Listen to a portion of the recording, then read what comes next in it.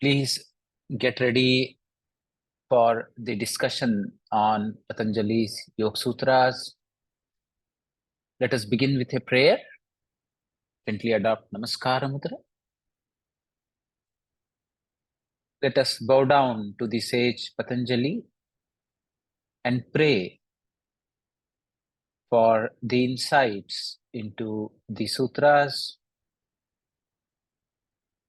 Yogena chittasya padena vacham malam sharirasya cha vaidyakena yopaakarotam pravaram munina patanjalim pranjaliranatosmi.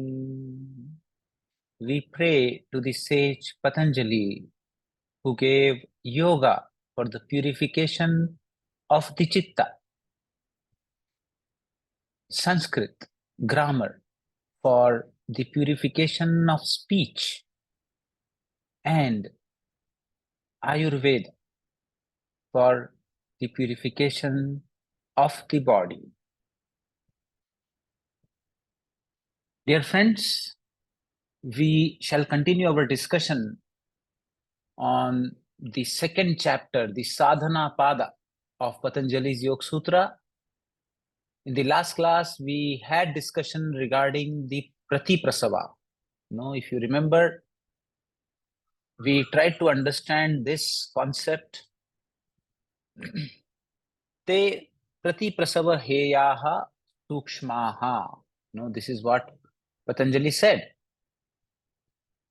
We understood that Pratiprasava is a systematic process through which, the kleshas could go back, could be reversed. Avidya, asmita, raga, dvesha, abhinivesh. These are the kleshas.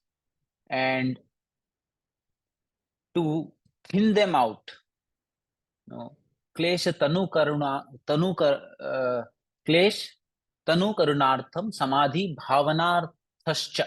That is what we say. So if you have to thin out these kleshas, the way that has been told is the Pratiprasava. Pratiprasava is resolving back into the cause from which they arose. And then Patanjali says that, you can do this Pratiprasava. Ultimately, the whole aspect of thinning out of the klesha is from the domain of Kriya Yoga. So Kriya Yoga is Swadhyaya, Ishwar Pranidhana, and Tapa. So these are the three paths which Patanjali describes in the beginning of the second chapter. You can see here that Patanjali says, Tapa, Swadhyaya, and Ishwar Pranidhanani Kriya Yoga. And he's saying that you can reduce the kleshas, the causes of suffering, by following this path. And what is the mechanism through which these paths would work? They would work by Pratiprasava, resolving back into the cause from which they arose. Now, apart from those four, Patanjali says that this can also be done, thinning out of the klesha can also be done by meditation. So, dhyana heyaha tad vrittayaha. Heya word is used as another word for nirodha. Nirodha may be complete suppression, but heya is that you can continue to keep reducing them. So dhyana heyaha tad vrittayaha. The vrittis of what? The vrittis of the kleshas, attachment, aversion, what we project from within, on the object that we perceive, or even if we close our eyes and sit, we keep on projecting these samskaras, So he says that these vrittis can be reduced by dhyana. Now the question that I would like to ask the students who are sitting here or who are online is, what is meditation? When Patanjali says dhyana heyaha tad vrittayah, what do you think? What Patanjali is talking about dhyana here? Anyone? What is dhyan?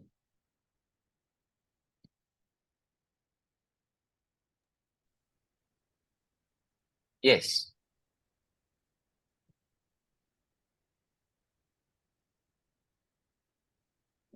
Nandini, what do you think dhyan is?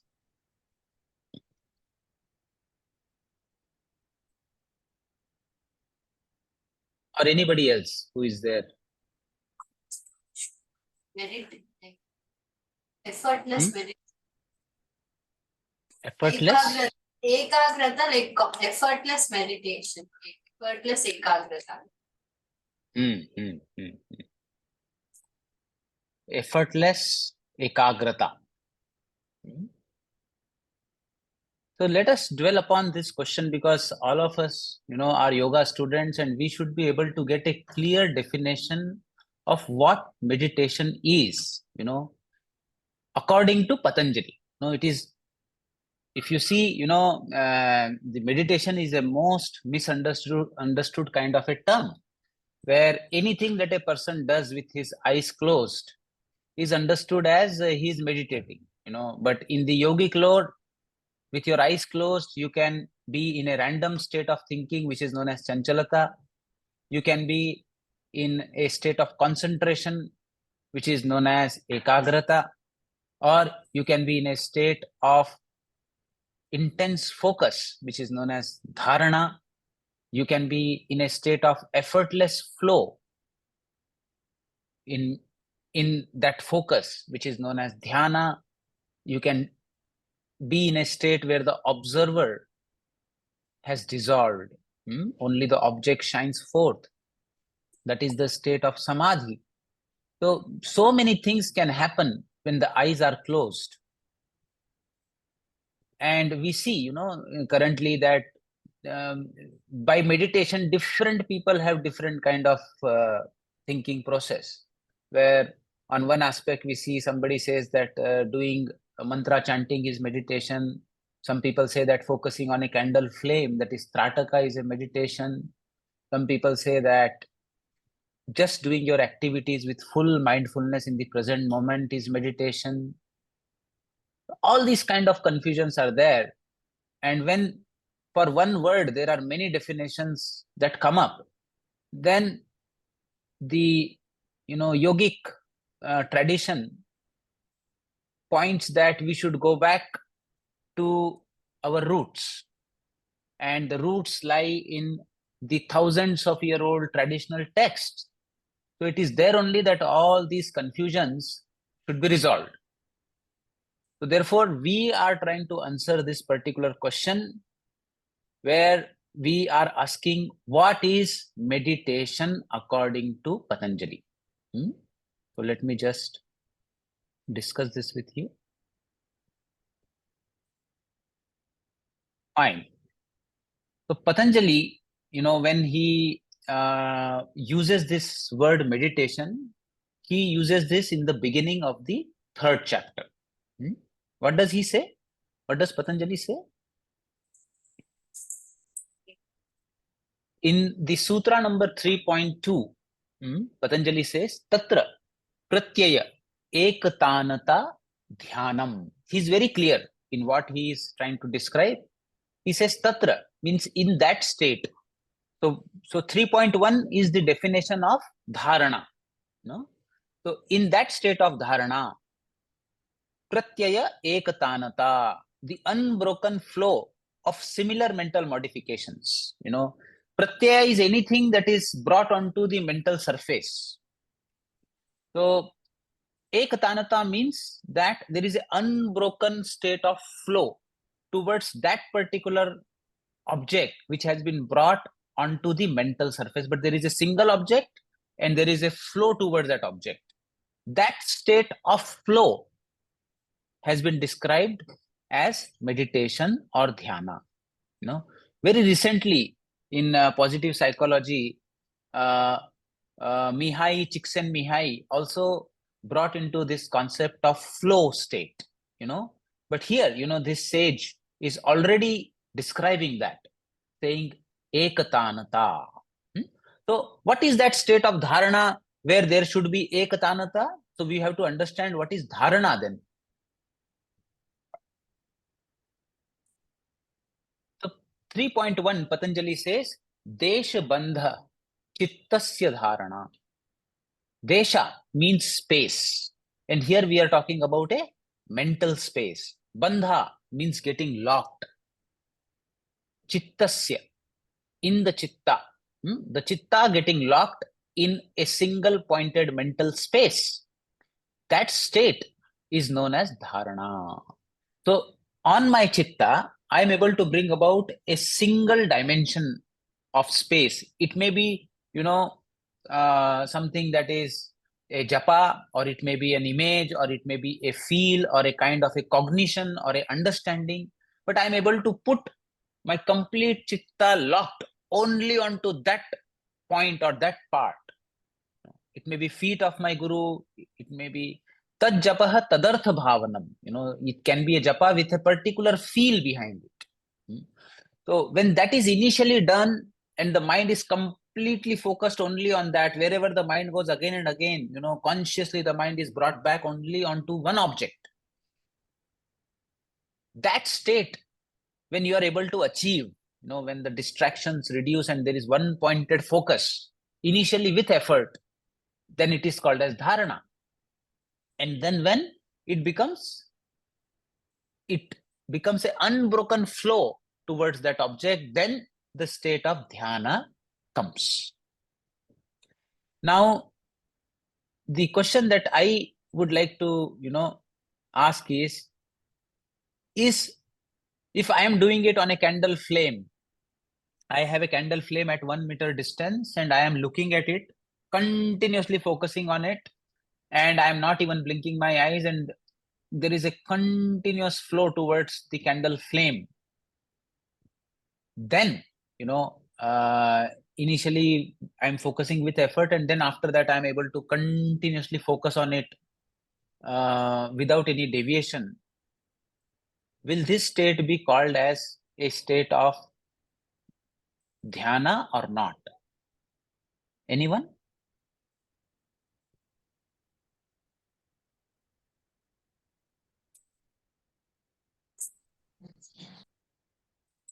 Sir, it will not be called dhyana because the identification of observer and observed is still there in Trataka. Identification of observer and observed is still there in Trataka. This is what Soumya says. Anybody else has any comment on this answer by Soumya, or wants to share any other view? Sir, it wouldn't be called Dhyan because Pratyahar hasn't happened yet. We're still projecting outwards. Yes. So very beautiful answer by Sophia. So Soumya, what I think is that even in the state of dhyana, still the observer and observed are distinct. They merge only in the state of samadhi, which is next. So what Sophia said, is that the pratyahara is a step that happens even before dharana. What is pratyahara? Pratyahara is a step where swa vishaya asamprayoge, the indriyaha, all the sense organs are withdrawn from the sense objects and turned inwards. That is considered as the fifth limb of yoga. After yama, niyama, asana, pranayama, we have the fifth limb as pratyahara. Now, pratyahara should already happen. And after that comes dharana. And after that comes dhyana. So when you look at a candle flame, you have not withdrawn your visual sense organ from the object. Therefore, the Dharana, Dhyana, and Samadhi are also called as Antaranga Yoga. Whereas the path before that, the 5-1, are called as Bahiranga Yoga, where you are still, engaging with the surrounding, with the senses, with the sense organs. But here, you are already completely inwards, and there is no kind of a projection or contact of the sense organ with the sense object here.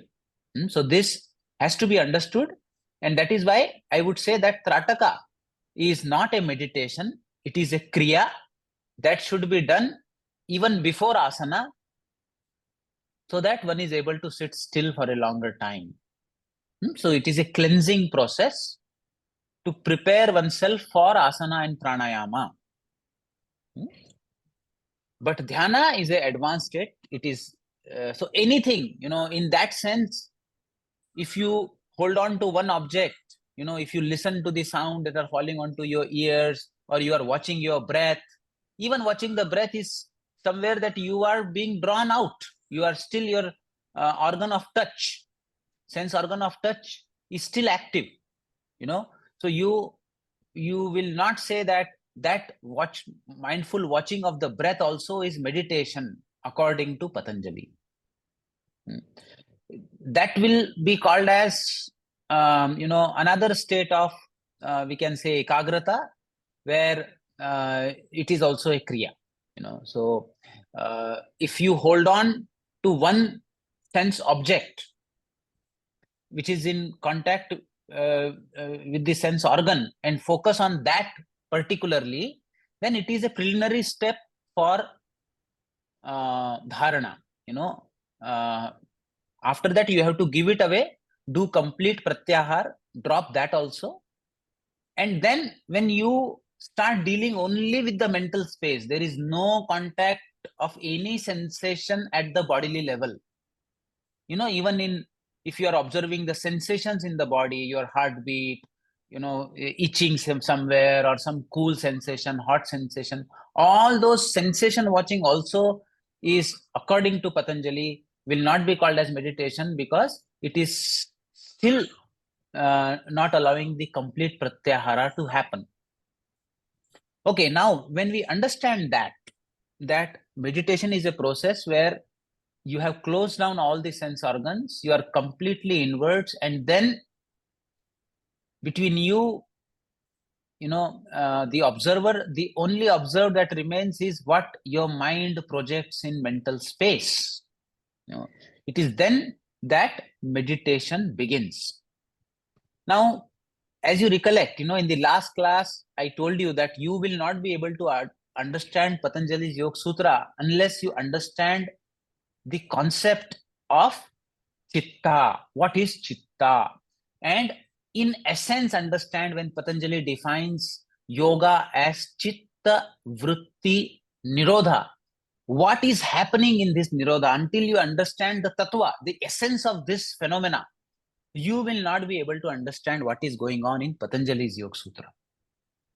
So we had a glimpse or a kind of a understanding in the last class. Can anybody tell me, what do you think is chitta, and what does chitta vritti nirodha, stoppage of the modifications of the chitta, mean, as a concrete process? Anyone?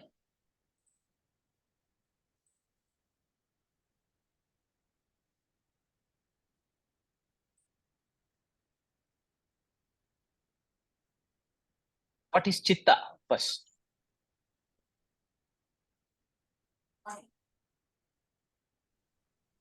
Yes, Sir, Aditya. yes, sir. So Chitta is the interface. It is a part of Prakriti on which everything else projects itself. Wonderful. That's what I understood, sir. So it is, in essence, you can say that it is an entity which has, Patanjali says that chitta has inherent property of reflection. It can only do one thing, it can just reflect. Now, chitta in its substance can reflect three things. It can reflect what your sense organs are perceiving. when they get in touch with the sense object, or it can project what are the deeper raga, dvesha, samskaras that are there within you, or it can reflect the pure consciousness, the Purusha. So these are the three things for which the medium of reflection is chitta. Okay. So to elaborate on this, let me show you an analogy. So imagine chitta to be like this. Chitta, in its originality, in its real nature, chitta is like a pristine, transparent pearl, or you can say a glass ball, which has no taint of any kind. So this is, in essence, you can understand that this chitta is there, which everybody has. Now, when you are dwelling with the world, when you are looking at the things around through your sense organ, you are perceiving many things. You look at the road, you feel the touch of the air, you smell the fragrance of the flower, all that is going on around you. If you are able to perceive things as they are, as it is, then your chitta is in a state of pramana vritti. And because the chitta is very clear, its perception also will be very clear. So in this moment, when I am talking and you are listening to me, your chitta is in a state of pramana vritti, where it is reflecting the things as they are. But for example, if somebody is not able to have that clear chitta, he has a kind of a thinking process that is going on in the background, what Dr. Hemant is telling, but I know it to be something different. I don't know how much sense it makes. If something like that is going on in the background, then what is happening is that the deeper samskaras, the surface on which the chitta is kept, that deeper samskaras are also coming up. At the same time, the perception is going on. So imagine that this glass develops a yellowish kind of a tinge. Then whatever it reflects will have a yellow tinge to it. So when we have certain kind of beliefs, certain kind of deep-rooted biases, then whatever we perceive also gets colored by that. Then that vritti will be called as a viparyaya vritti, where you are trying to see things as they are, but because the chitta is not pure, it is having a tinge of your own projections. So how does this work? So there is one thing is chitta will project whatever you perceive. For example, you are able to close down all the sense organs and go inwards, like in Antaranga Yoga. Now you are not allowing chitta to perceive anything from outside. There is no pramana vritti that is taking place, and there is no viparyaya that is happening. And you are awake, therefore you are not allowing the nidra also to happen. So nidra also is a vritti where chitta just becomes dark. It doesn't reflect anything. So now, in Antaranga Yoga, when you are getting into a state of dharana, dhyana, you will close down all your sense organs. Now, after closing down your sense organs, when you sit, the only thing that your chitta then can reflect is your kleshas. Whatever that you are attached to will keep coming onto your mind, or whatever that you fear, that you have an aversion towards, that will keep coming onto your mind. We all think that when we sit with eyes closed, the thought that come, they are just random. In psychiatry also we understand that in a default state, what goes on in the mind is a random thinking. But yoga does not believe that. Yoga does not believe that. Yogis in their meditation have not found that. They say that every thought that is coming into your mind is not a random thought. It is having some basis to it. And what is the basis to those thoughts which keep coming onto your mind? The basis is klesha. The more attachment you have, those kind of thoughts will repeat more often. The more aversion you have, those kind of thoughts will receive more often. Whenever your I-ness, your identity is at threat, or is boasted, both those kind of thoughts. So they are all connected to your sense of I-ness.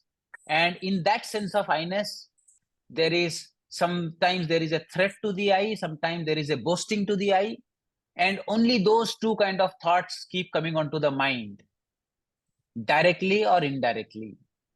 So these are the samskaras which keep projecting themselves on the chitta in the form of an image, in the form of a sound, in the form of smriti, repeating the thing as it is that it has happened.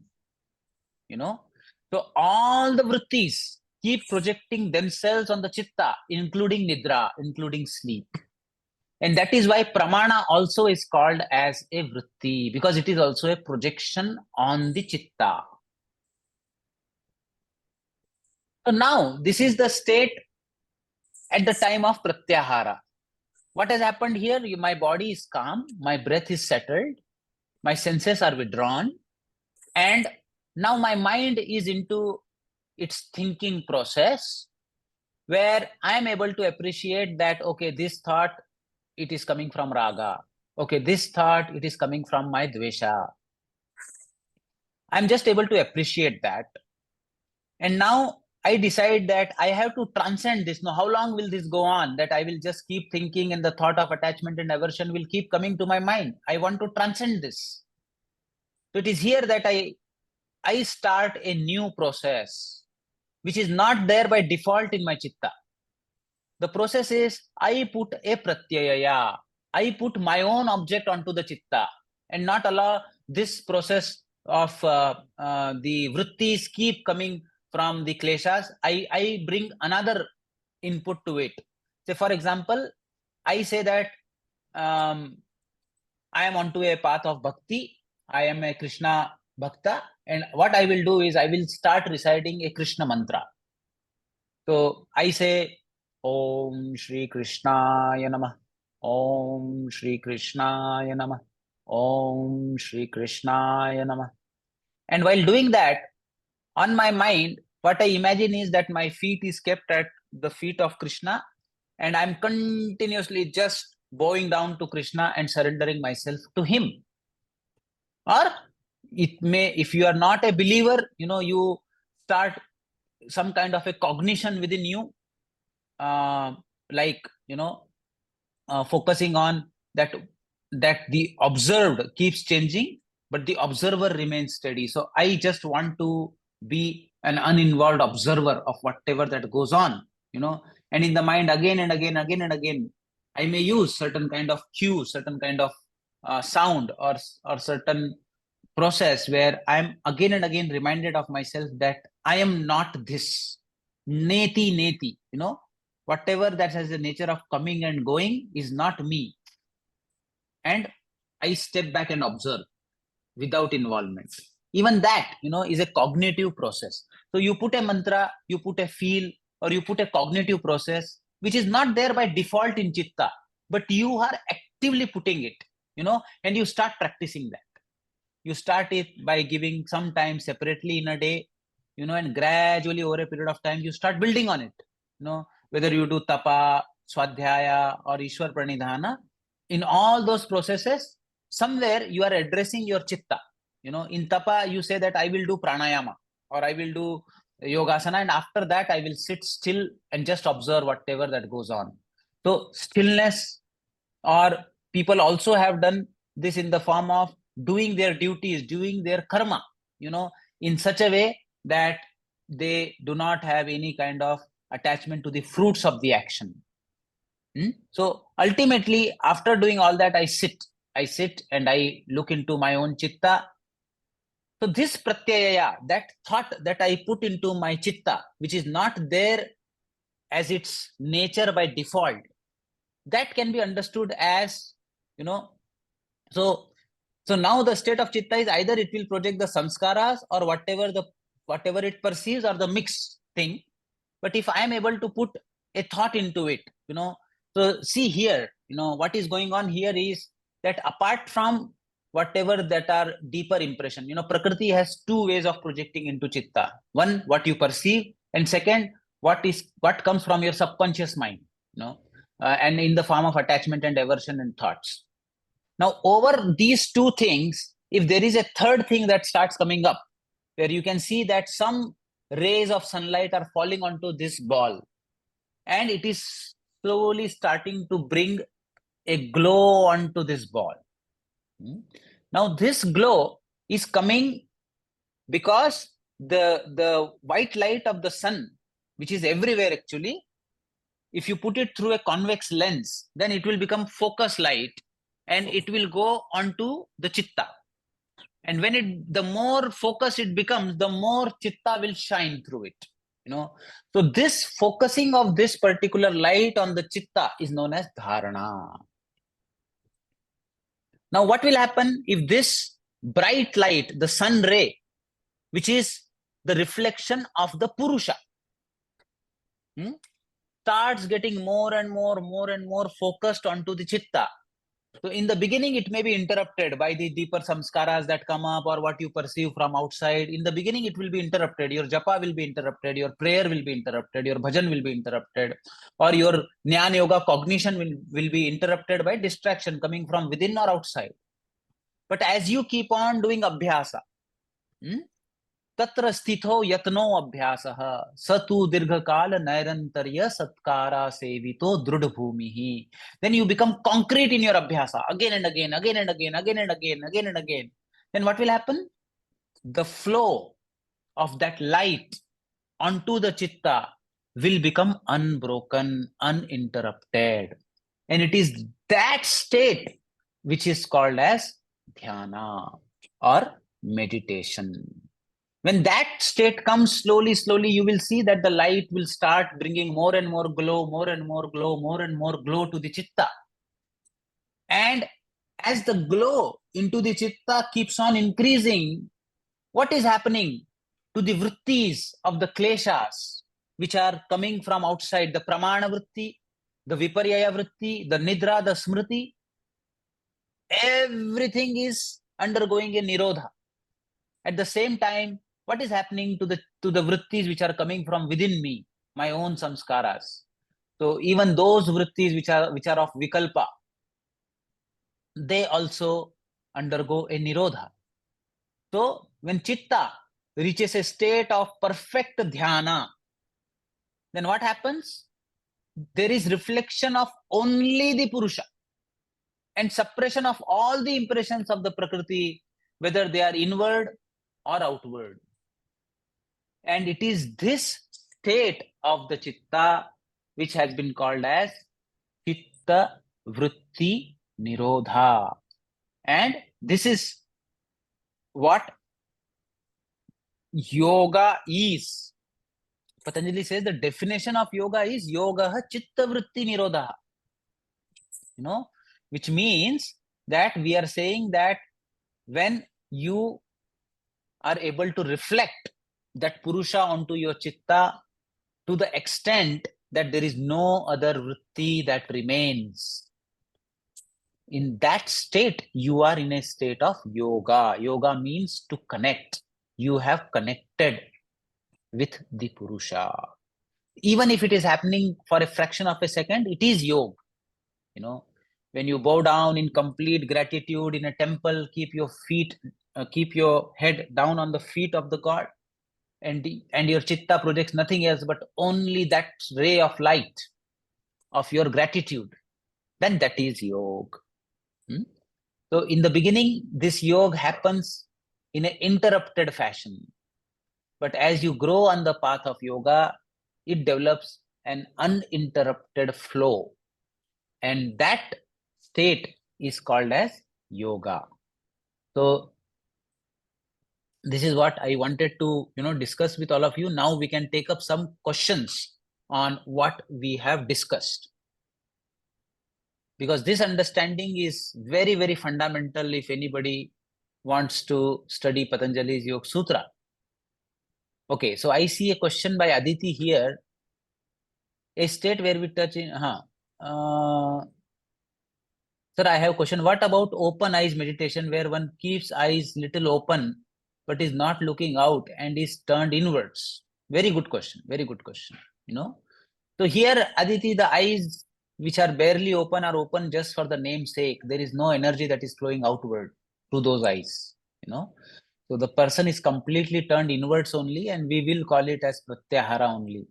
By that example, we are not closing the ears with the hands, no. Means what I mean to say is, you do not literally have to close the sense organs. Ears are always open, but still we consider that person has turned inwards. So it is not literal closing of the sense organs, it is withdrawing of the prana that is moving outward through those sense organs in a reverse direction. So even if the eyes are completely open, if the person is drawn inwards, it will be considered as a pratyahara. Yeah, there is some question, I think somebody has raised hand, you can ask.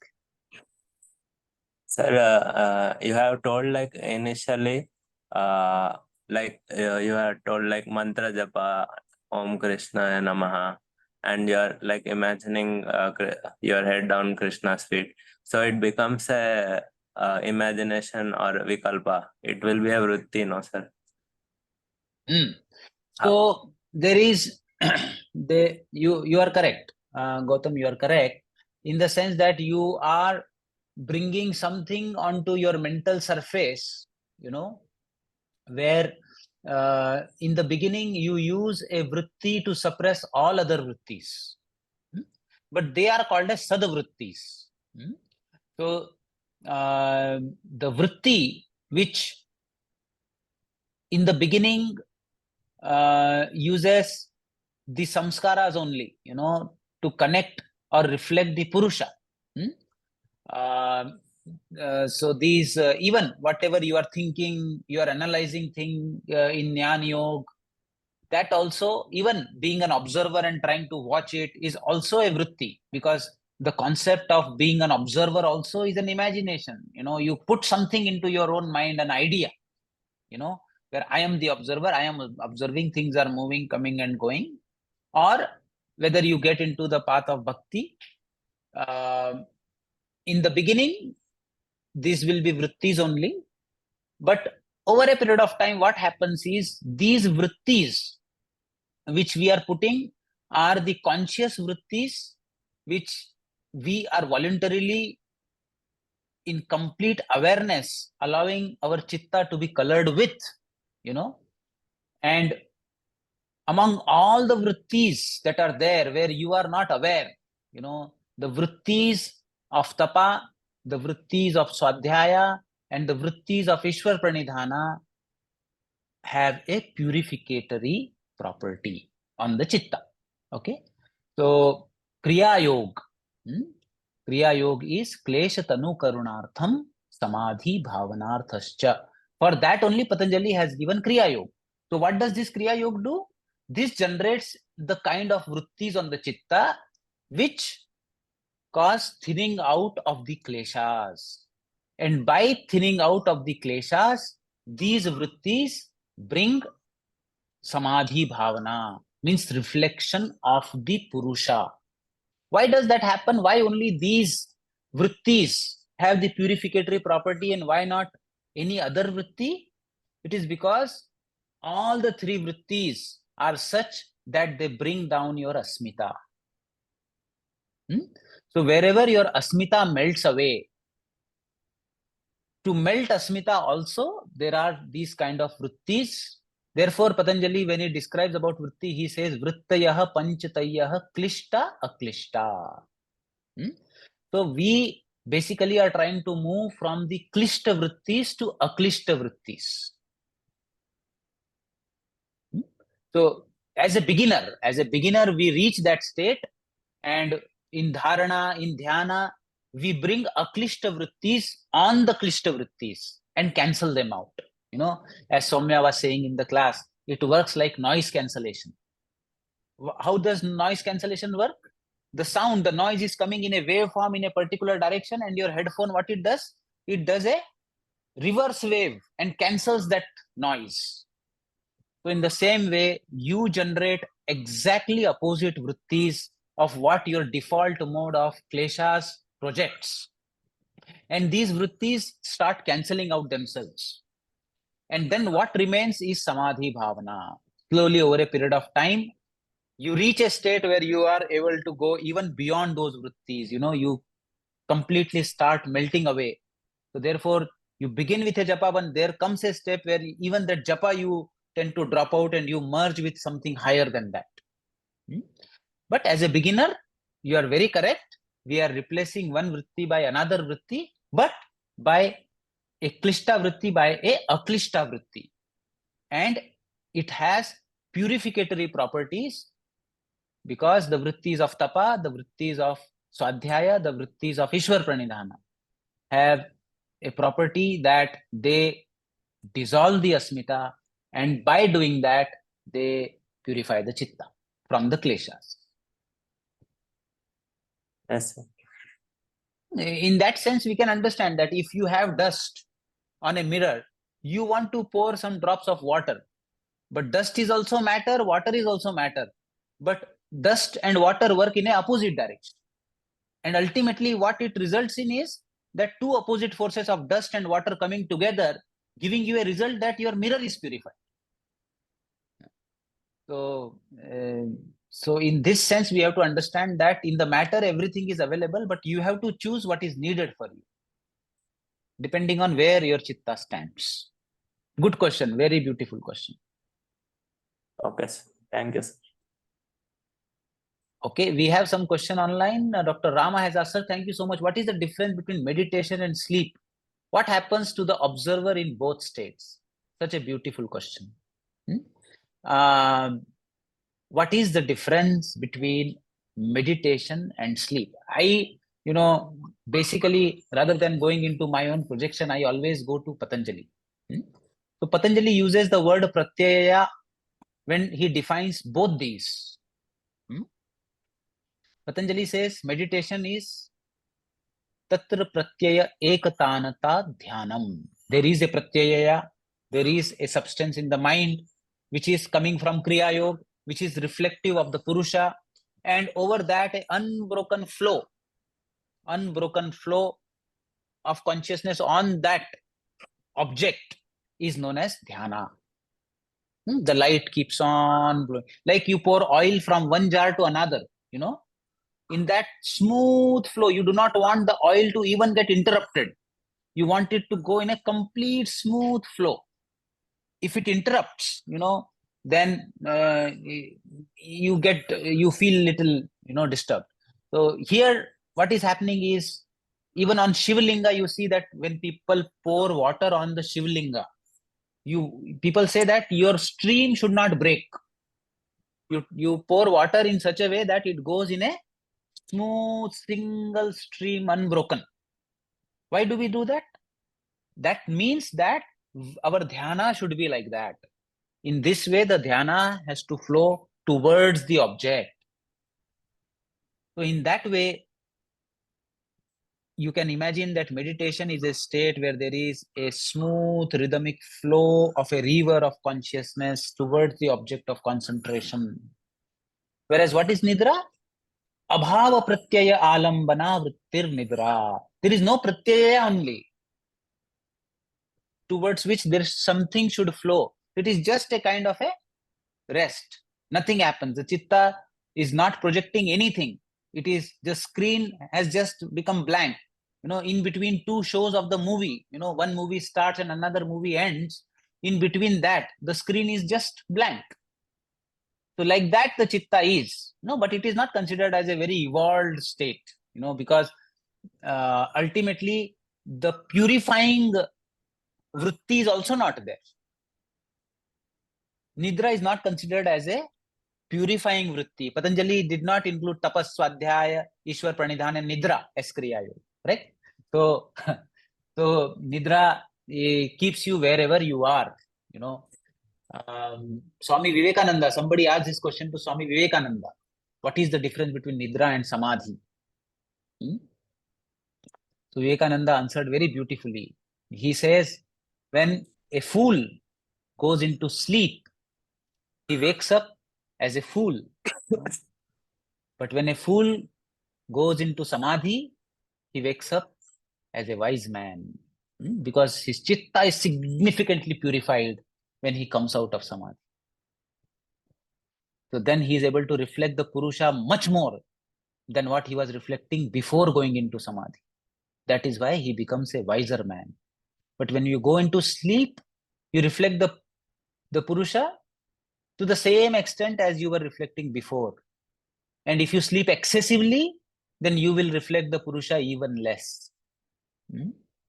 Those who are not able to observe the yukta, the moderation, Krishna says, one who sleeps too much or sleeps too less, both of them, they will not be able to walk on the path of yoga. So the importance of Nidra Vritti is only that it should remain in moderation. You should not go to any extreme with it. But beyond that, it doesn't serve any important purpose in evolution as far as the yogic growth is concerned. Dr. Parag has asked, is there a time component in dhyana? Example, minimum time in flow state. Yeah, people who have practiced this report that, for example, if I start this rosary with a japa, for me, the minimum dose of japa that is recommended for one to get into dhyana is one should do 1008 times, the names. And in that, after the fifth one, only the state of dharana starts coming. So 500 words in the beginning. In one rosary, there are 108 beats.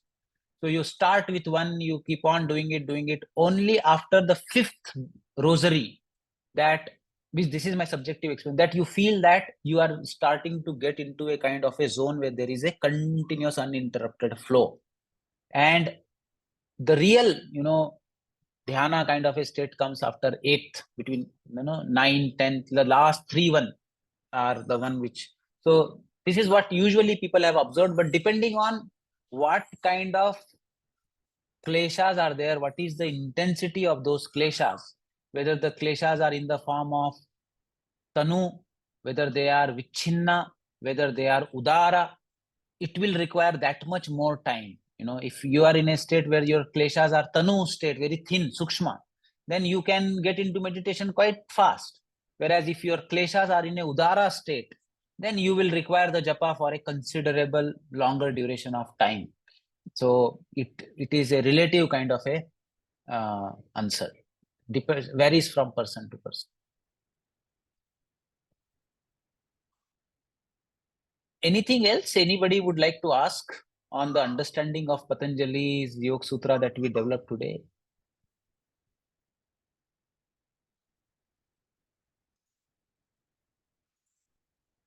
So in today's class, I'll just summarize. What we try to understand is how dhyana becomes a hetu for reducing the vrittis of the klesha. And dhanat hetu tad heyas tad vrittayah. What did Patanjali say? Sorry, let me just share the screen again. Dhyana heya tad vrittayah. Dhyana heyaha tad vrittayah. Meditation destroys or suppresses those vrittis. So you can do it by Kriya Yoga, you can also do it by Dhyana.